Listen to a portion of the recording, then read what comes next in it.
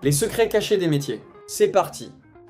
En tant que prof, j'adore les élèves qui participent pendant le cours.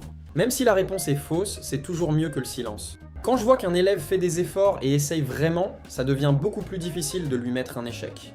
Alors si vous voulez réussir une matière difficile, venez en cours, participez, restez actif et répondez aux questions. Ce conseil m'a littéralement sauvé dans un cours à l'université. Je détestais faire les lectures demandées, mais la participation comptait énormément dans la note. À chaque début de cours, le prof demandait « Des questions sur la lecture ?» Alors je faisais semblant de feuilleter le texte, je choisissais un passage au hasard, j'inventais une question, et je levais la main direct. Le prof adorait piéger les élèves qui ne lisaient pas, mais il ne m'interrogeait jamais au hasard parce que je participais toujours dès le début. Au final, je pense qu'il appréciait surtout le fait que j'essayais de lancer la discussion, même si mes questions étaient parfois nulles. La plupart des grandes institutions financières reposent encore sur une très vieille version d'Excel. C'est tellement vrai. À mon travail, les nouveaux essayent parfois d'utiliser des astuces Excel ultra modernes. Et ça casse tout parce qu'on travaille encore sur une version d'Excel préhistorique. Pendant le Covid, tout le système britannique de tests et de traçage reposait sur Excel. Et plus de 16 000 résultats de tests ont été perdus à cause d'un problème lié au logiciel. Un médecin des urgences m'a dit un jour, quand les portes de l'ascenseur se ferment, laisse-les se fermer. Au début, je pensais que c'était une métaphore profonde sur la vie. Mais non, il le disait littéralement. Apparemment, essayer de bloquer les portes ou se précipiter dans l'ascenseur cause énormément d'accidents à l'hôpital. Une fois, dans un autre pays, j'ai essayé de bloquer les portes de l'ascenseur avec mon bras, et waouh! Tout le monde m'a regardé comme si j'étais complètement idiot. Je m'en suis sorti avec juste un bleu et une égratignure après avoir retiré mon bras d'un coup, mais franchement, je ne recommencerai jamais. J'ai déjà travaillé comme agent de sécurité dans un immeuble de 32 étages, souvent de nuit. Parmi toutes les choses fascinantes que j'ai apprises sur les bâtiments et les ascenseurs, j'ai découvert jusqu'où on pouvait garder les portes entr'ouvertes tout en faisant croire au système qu'elles étaient fermées. En gros, il suffisait d'un petit espace d'environ 6 cm. Et une fois l'ascenseur en mouvement, on pouvait carrément écarter les portes et voir les étages défiler devant soi. Je l'ai fait quelques fois par curiosité. J'ai probablement eu énormément de chance de ne pas me blesser gravement. Ne jouez jamais avec les ascenseurs.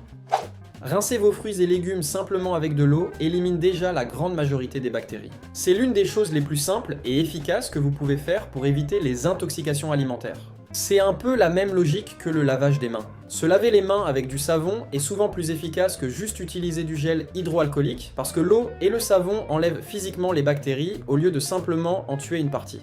Mais évidemment, si vous n'avez pas accès à de l'eau et du savon, le désinfectant reste toujours mieux que rien.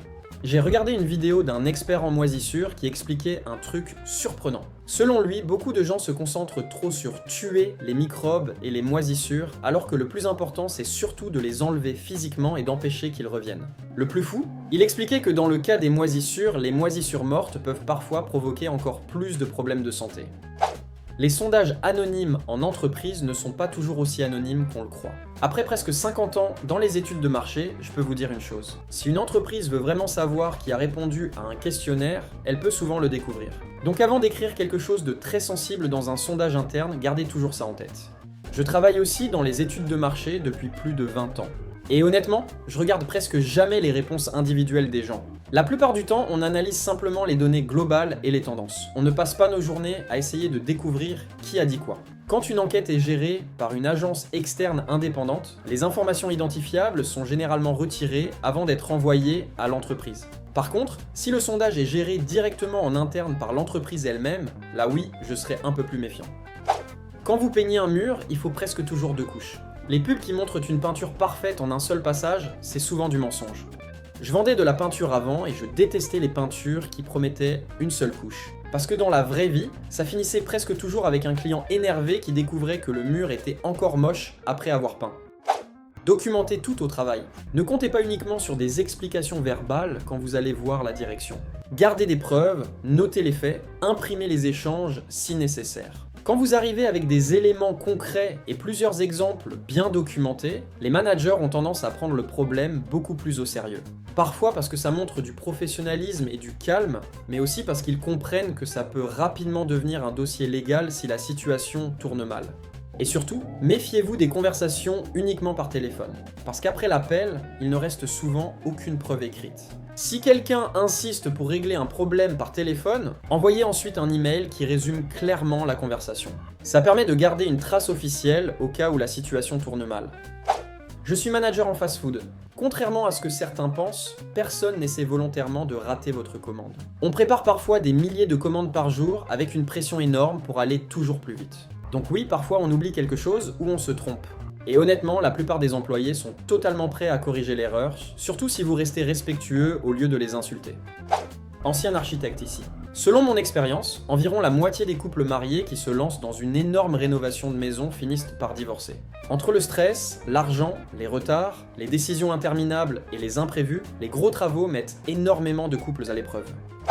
Je travaille dans une maison de repos et il y a une chose que beaucoup de gens oublient. Les personnes âgées ne sont pas des enfants. Elles peuvent être drôles, intelligentes, sarcastiques, sages, patientes, frustrées, généreuses, exactement comme nous. Ce n'est pas parce qu'une personne âgée entend moins bien ou parle plus lentement qu'elle est stupide. Traitez-les avec le même respect que vous donneriez à votre meilleur ami. La résistance aux antibiotiques est beaucoup plus grave que ce que la plupart des gens imaginent. À force d'utiliser les antibiotiques n'importe comment, certaines bactéries deviennent de plus en plus difficiles, voire impossibles à traiter. Et pour beaucoup de professionnels de la santé, ça pourrait devenir l'un des plus gros problèmes médicaux du futur. C'est aussi pour ça que les médecins demandent de terminer complètement son traitement antibiotique. Même si vous vous sentez déjà mieux, arrêter trop tôt peut permettre aux bactéries les plus résistantes de survivre, et de devenir encore plus difficiles à traiter.